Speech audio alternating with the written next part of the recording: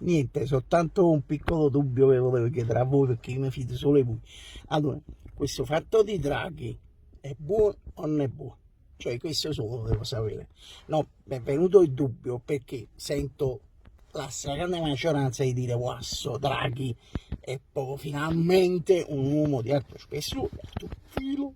È venuto uno che mo ce l'aveva proprio pacca la faccia, molti pure più terra che non sanno molto di economia, fanno, è venuto Draghi, io mosso, fanno pure la battutina.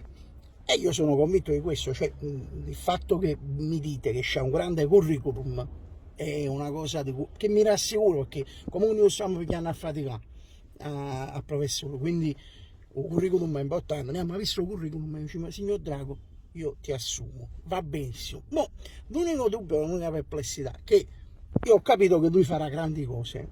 Il dubbio è, ma queste grandi cose le farà per noi?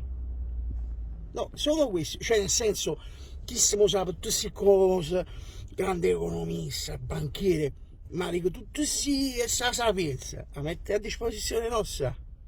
No, per sapere perché se non la mettono a nostra disposizione, però sempre sociali, sempre loro, non lo so tra di loro, per l'amor di Dio, non voglio mettere neanche zizzani.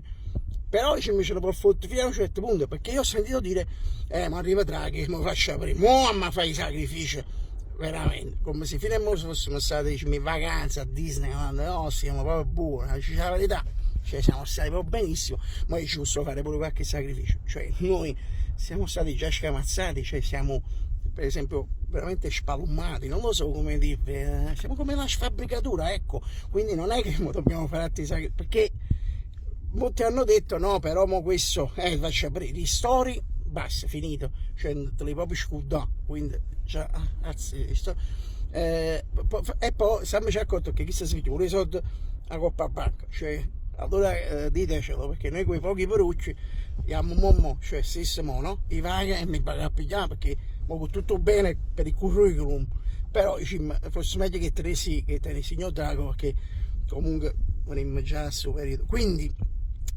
allora signor Drago è buono o non è buono? Cioè nel senso, perché se no era meglio pure uno con un curriculum un po' meno, cioè pure un po' più ignorante, però che faceva le cose per noi. Però se lui mette a disposizione tutta questa sapienza per noi, allora è proprio buono. Cioè io sono proprio stamattina è un'altra giornata, però ci dobbiamo sapere.